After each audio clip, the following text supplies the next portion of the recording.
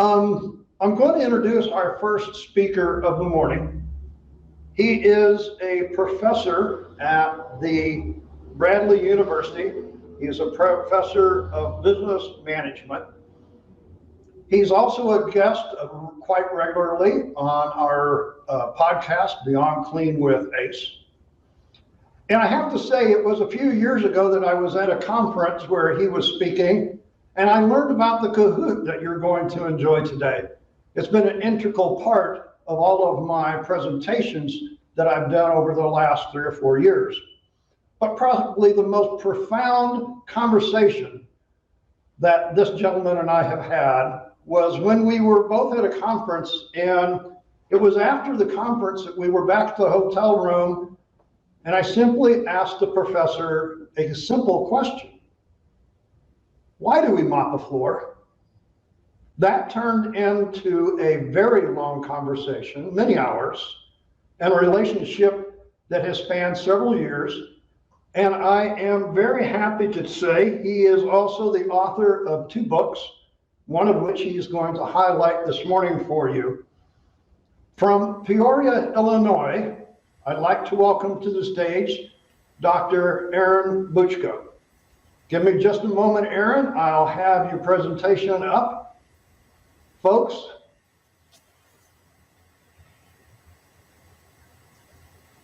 Hey, terrific. Thank you, Dave. I really appreciate it. And thank you for all of your time and effort and energy to put this program together. I would also like to give a shout out to all the support staff that are making this possible behind the scenes. And you're right, this has been a great and productive friendship and relationship, and I'm just thrilled to be able to be the lead-off batter, I guess, in today's program. Good morning, everyone, and thank you for taking your time to let us share some of our thoughts and ideas to hopefully make you more effective and more professional in your jobs. Before I get too far into it, I'm also going to tell you one other little tidbit fact about me.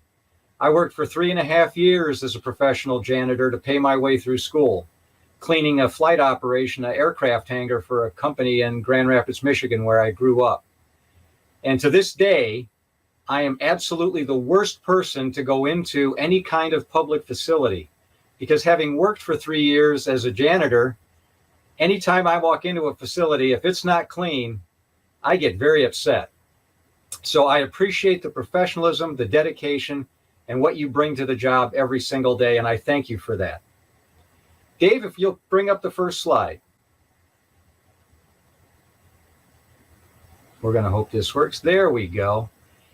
I'm going to talk to you about something today. Even though it says managerial intelligence, I'm going to talk to you about a little different form of intelligence, and that's how we're going to start the program off. Or as you can see my subtitle there, why do intelligent people do dumb things?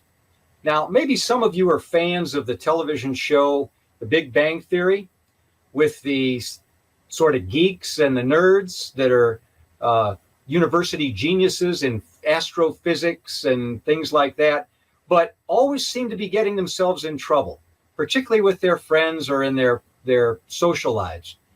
And you look at those folks and you think, you know, how can somebody be so intelligent and at the same time do such incredibly stupid things? Well, it's not just people on television. Next slide, Dave.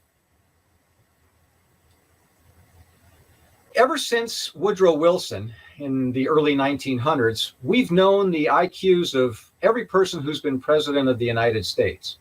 And I've got here for you 4 recent presidents within probably most of our lifetimes that we can recall having been president of the United States. My question to you is, of these 4 individuals, who's the most intelligent? I probably should have done this as a Kahoot, but I'm going to help you out. They're actually rank ordered there. Bill Clinton is in the genius range, as is Jimmy Carter. Richard Nixon was very, very close.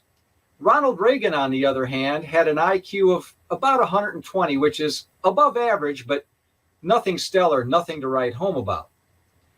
But when you ask historians, who's the most effective president in the last 50 years? Next slide, Dave. Notice what happens. Based on those rankings, every presidential historian says, oh, hands down, Reagan, one of the most effective presidents we've ever had. As a matter of fact, he ranks number 10 all time on the list, well above the other individuals that you see there.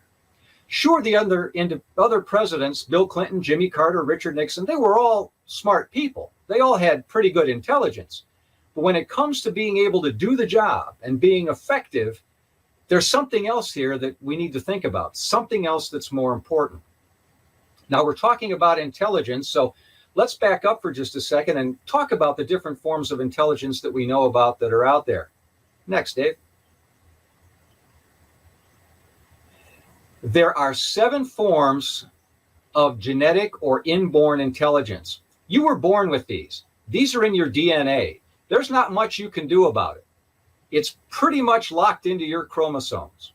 The 7 forms of inborn intelligence are verbal intelligence, logical or mathematical intelligence, spatial intelligence, bodily or kinesthetic intelligence, musical intelligence, introspective intelligence, and interpersonal intelligence. Let me talk about each of those for just a second. Verbal intelligence is what you're using right now. When I speak to you, or when I put words up on the screen here in one of the slides, you read them. That's because you have developed a form of verbal intelligence and you've become literate. And so as you listen to my words, as you read the words on the screen, you have understanding, you react to them, your brain is able to interpret what's going on. Logical or mathematical intelligence is exactly what it says. It's the intelligence of logic. It's what allows us to say if A is greater than B and B is greater than C, then therefore A is greater than C. So those are the kinds of things that we use in solving logical problems, perhaps some of the logic games that we play, or mathematics.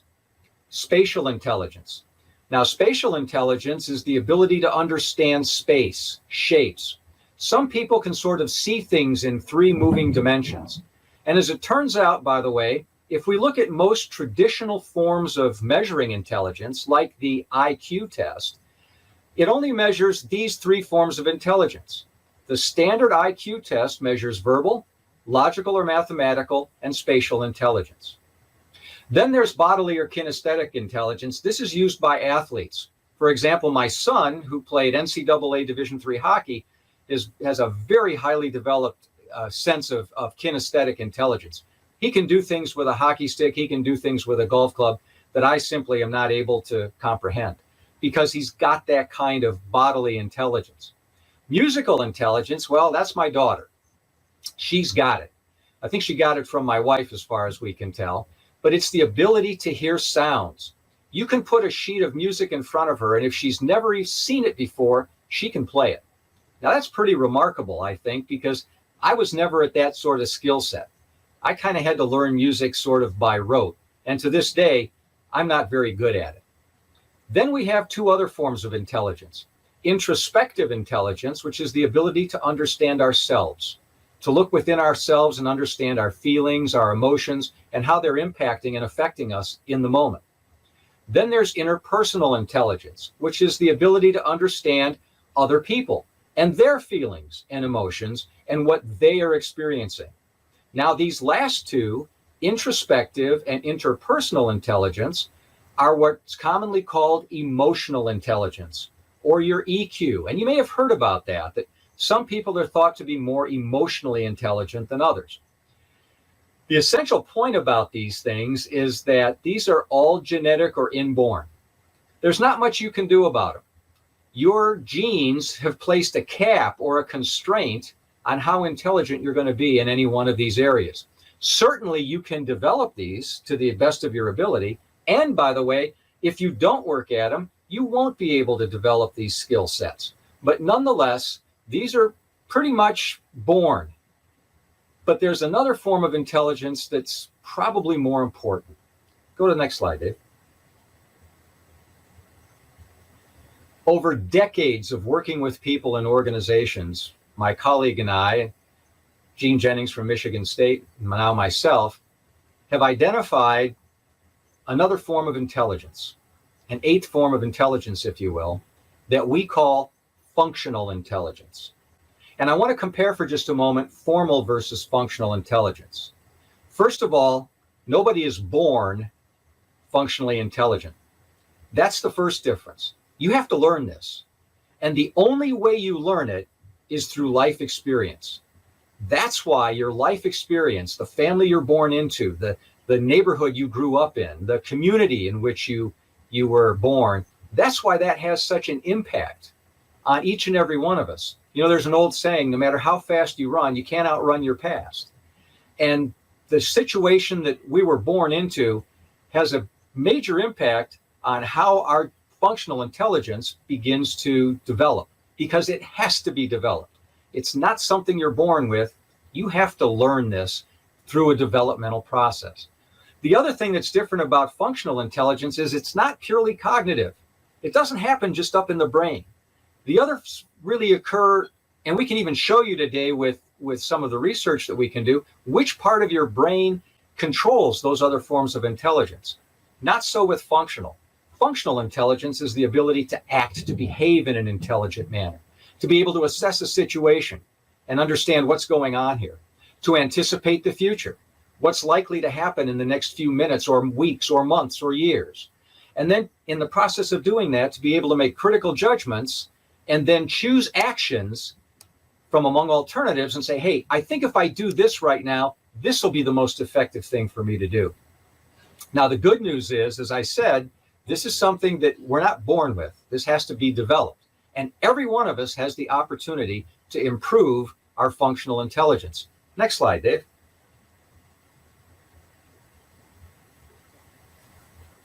This is sort of my favorite slide. And if you think about what I was saying before about the Big Bang Theory, I think it's a great illustration that Gary Larson used in his Far Side cartoon to show us the difference between formal and functional intelligence.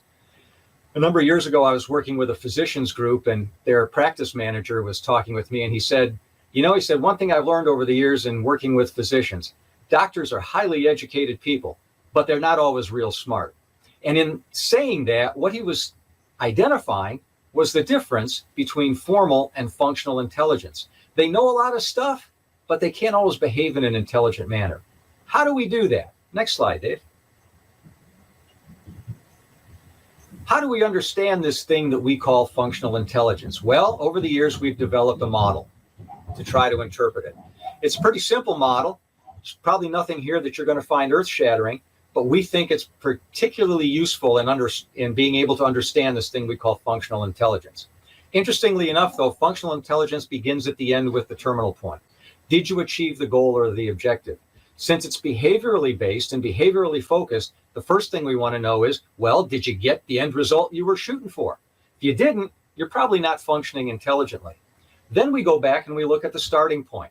Now, in the starting point, what we're asking ourselves is, what values did you bring to the situation? What were the resources that you had available to you? Did you properly utilize them? And were the values and resources congruent between the starting point and the terminal point? Third part of the functional intelligence model is the action plan. That's where we ask you, well, how did you decide to get from where you are today to where you want to be at some point in the future? And was the plan very efficient? Did you make good use of your resources? Did you do it at a minimal cost to yourself, to your people, to your organization? The fourth element of functional intelligence we call the anticipatory mode of management. And what that basically means is that as you were putting together your action plan, were you anticipating what was likely to occur in the future? Did you see obstacles that might have prevented you from achieving your terminal point? Or did you see opportunities where you could leverage some of your resources and be able to achieve the terminal point more efficiently? It's not rocket science, ladies and gentlemen. It's pretty simple stuff. But at the end of the day, we all know people who are extremely intelligent and can't accomplish their goals. They can't fulfill their terminal points. They're not very functionally intelligent people. By the way, if you know the four elements of the functional intelligence model, you know how people can function unintelligently. Number one, set a bad terminal point. Convince yourself that this goal or this objective is really important, only to find out at some point that, I really don't value it that much. Or set a wrong terminal point and achieve a result that nobody really wants or nobody really cares about. Second way you can function unintelligently is have a bad starting point. People look and say, now, how can you have a bad starting point? I mean, how can you not know your own values and resources? Well, in fact, we lie to ourselves all the time. That's one of the problems with being human. We all convince ourselves that we're more intelligent, better looking, more effective than we really are. And so it's not at all uncommon for people not to have a sense of the starting point. Number 3, ineffective action plan. You ever notice how many people are muddling through life? You ask them, what are your goals in life? Well, here's where I'd like to go. How are you going to get there? Well, I hope. Okay, you can stop right there. Let me help you out. Hope is not a plan, right? Hope is a wish. A plan is a series of steps, a series of actions that are going to get you from where you are today to where you want to be at some point in the future. And finally, the 4th way to function unintelligently is to not be in an anticipatory mode, to be surprised, constantly getting surprised or constantly getting shocked as events unfold and we're not able to respond to them. Now, it's a simple model, but as one of my former students once said to me, simple isn't easy. And that's very true. It's an easy model to understand. It's incredibly difficult to put this in practice. Oh, and one more thing, by the way, even if you are able to function intelligently at one level, keep in mind that at any moment in time, there's multiple levels of functional intelligence occurring. I've seen people who are functioning intelligently with respect to the job situation and stupidly with respect to their career because they're offending their boss or they're offending their customer. They're getting the job done, but they're not doing it with a sense of a longer terminal point, more active future terminal point. Or I've seen people that have functioned intelligently with respect to their career and stupidly with respect to their life. Believe it or not, I've seen people that have spent all of their time trying to become the next vice president of, only to get there, become a vice president, and realize what? I don't really value this. It really wasn't worth it. Or they saw a marriage fall apart, or they lost their family in the process. At what cost did you achieve the terminal point? So it's a simple model, incredibly difficult to put into practice. Last slide, Dave. And so, ladies and gentlemen, my challenge to you as you think about this, what's your functional intelligence quotient? Doesn't matter how smart you are. Only thing that matters is, are you able to act? Are you able to behave in an intelligent manner? Has nothing to do with your book learning, has nothing to do with your grade point average, has nothing to do with your SAT or ACT score. It has everything to do with these basic, simple principles and points. I'm going to be in the session room if you'd like to hear more or learn more or talk more about this, and I'd be delighted to talk with you. I would look forward to seeing you then. Thank you for taking the time to invest in yourself and in your organization by being part of this program. I appreciate the opportunity to talk to you this morning.